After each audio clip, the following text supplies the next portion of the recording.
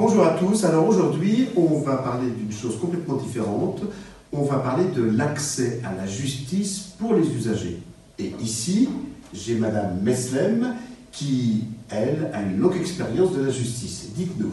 Oui, Monsieur Fréchet, vous êtes, vous, le président de la Confédération Générale du Logement, et je vous remercie de me donner la parole. Je suis effectivement une très ancienne praticienne du droit, puisque j'ai été avocate, j'ai été magistrat, je suis actuellement à la retraite, et j'ai choisi de donner quelques heures de bénévolat à la Confédération Générale du Logement. C'est très gentil. On va commencer par quelque chose de très concret. On va imaginer qu'un usager, qu'un locataire lambda reçoit une convocation pour aller au tribunal, tout simplement parce que son bailleur veut l'expulser. Que se passe-t-il à ce moment-là? Alors, la première recommandation que je formulerais pour un locataire qui recevrait une assignation, parce que ça s'appelle comme ça, une assignation de justice, c'est de se rendre au tribunal ou alors d'écrire au tribunal en rappelant les références, c'est-à-dire la date d'audience et le nom du dossier. Alors c'est important ça là-dessus. Il faut rappeler la référence, il faut rappeler la date du dossier, etc., de façon à ce qu'on retrouve le dossier très facilement. Voilà. Et je recommanderais au locataire qui reçoit une telle assignation de se faire assister d'un avocat. S'il n'a pas les moyens financiers lui permettant de choisir un avocat qu'il souhaite, il peut s'adresser au bureau d'aide juridictionnelle qui va désigner, par l'intermédiaire du bâtonnier, qui va désigner un avocat spécialiste de la matière. Je vous interromps de nouveau. Il faut éviter de se rendre seul à l'audience, c'est-à-dire au tribunal. Il faut se faire assister d'un avocat ou d'un juriste de la CGL, parce que la CGL accompagne aussi ses adhérents au tribunal, mais il ne faut pas y aller tout seul. Je suis la CGL, effectivement, à des juristes audienciers qui sont habilités à assister les locataires qui reçoivent une telle assignation. Les locataires ou les copropriétaires, hein, ou même les accédants à la propriété. Enfin. Alors, je ferai peut-être une petite observation pour les copropriétaires. Le droit de la copropriété ne dépend pas du tribunal de proximité, mais du tribunal judiciaire devant lequel la représentation par avocat est obligatoire. Alors c'est une précision qui est très importante. Il y a deux tribunaux différents. Oui.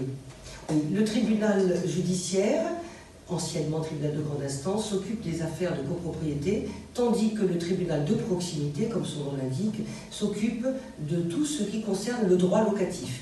Les restitutions de dépôt de garantie, les sommations qui délient lieu, les expulsions, on va dire, les non-paiements de loyer, etc. Tout ce qui a rapport avec le contrat de bail. D'accord. Alors, revenons-en à notre usager qui doit se rendre au tribunal. Oui. Donc, il a reçu sa convocation, oui. Il décide d'y aller, il sera assisté d'un avocat ou d'un juriste de la CGL. Et après, ensuite, l'audience va se tenir, soit le tribunal estime que l'affaire est en état d'être jugée, c'est-à-dire qu'il possède tous les arguments de l'un et de l'autre, c'est-à-dire du demandeur et du défendeur. Le tribunal va également vérifier que chacun a communiqué ses pièces, c'est-à-dire ses justificatifs à la partie adverse, pour qu'il puisse faire valoir ses arguments. On ne peut pas sortir un justificatif de son chapeau le jour de l'audience pour un effet de surprise. Non, ça c'est au cinéma. C'est au cinéma, c'est voilà. Ce que j'allais dire. C'est au cinéma. Mais sinon, dans la vraie vie judiciaire, on doit communiquer ces pièces à la partie adverse. On appelle ça le principe du contradictoire. Toutes les pièces doivent pouvoir être discutées contradictoirement. Il faut savoir une chose également, c'est que le juge n'est pas l'avocat du locataire, même si le droit locatif, le droit qui régit la matière locative, est un droit protecteur du locataire. Mais pour autant, si le locataire ne se donne pas la peine de se faire assister ou représenter devant le tribunal ne pourra pas lui donner gain de cause, il ne pourra statuer que sur les éléments qu'il a en sa possession, à savoir les arguments du bailleur. Alors, la nécessité... je vous interromps 2 secondes, vous dites que le droit est protecteur pour le locataire. Dans le vécu qu'on a à la CGL, on constate que beaucoup de locataires ne considèrent pas que le droit est protecteur pour eux. C'est ce qu'on constate, ce sont les retours que l'on a. D'accord. Alors je crois que c'est une appréciation très subjective des choses, parce que vous connaissez le principe de la trêve hivernale, c'est-à-dire qu'on ne peut pas expulser un locataire pendant une certaine période qui est définie par arrêté.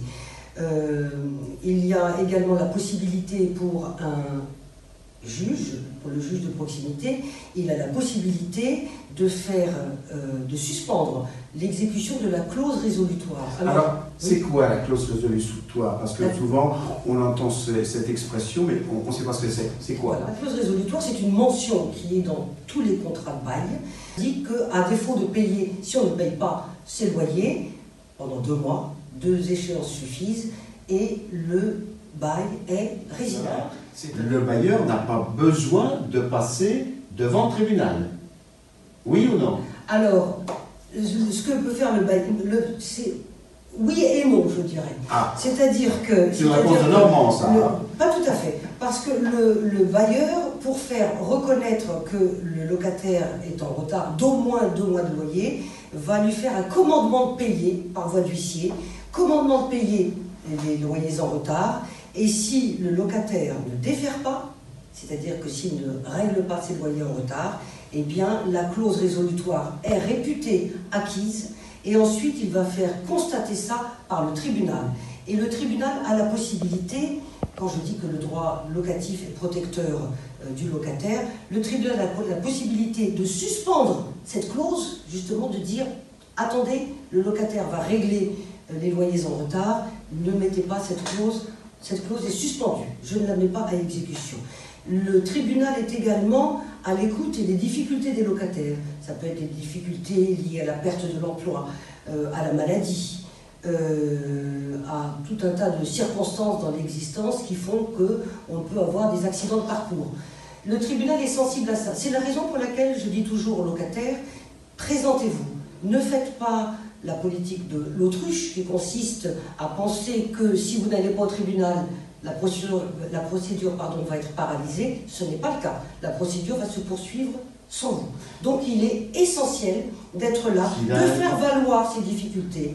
Et le tribunal va trouver une solution, c'est-à-dire qu'il va vous faire bénéficier d'un échéancier pour régler petit à petit la dette locative et pour que vous puissiez reprendre le paiement des loyers.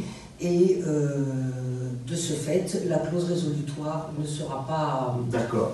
Donc, pour nous résumer, j'aimerais que vous nous rappeliez tout ce que vous avez dit depuis le début, c'est-à-dire tous les conseils que l'on peut donner aux gens qui ont un problème avec la justice, parce qu'ils ne payent pas leur loyer ou pour d'autres raisons.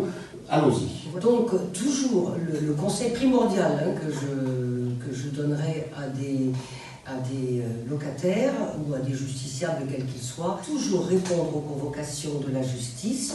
Ensuite, se faire assister d'un avocat, même dans les procédures dans lesquelles l'avocat n'est pas obligatoire, parce qu'il faut savoir que votre adversaire, lui, aura un avocat et que la partie ne sera pas égale quand vous devrez discuter face à un professionnel du droit. Donc, deuxième conseil, toujours se faire assister d'un avocat ou d'un juriste de la CGL qui accompagne au tribunal.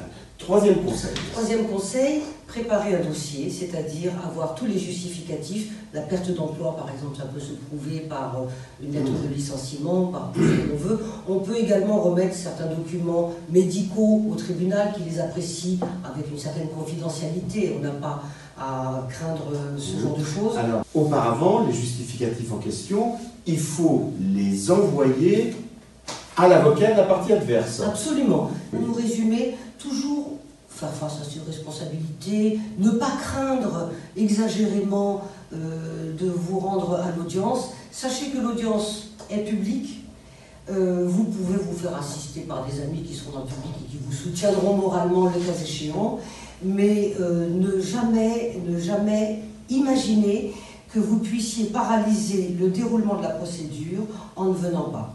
C'est au contraire tout à fait préjudiciable à vos intérêts. Il faut toujours se rendre, s'expliquer. Vous ne risquez pas grand-chose, mais en ne venant pas, vous risquez la survie de votre bail.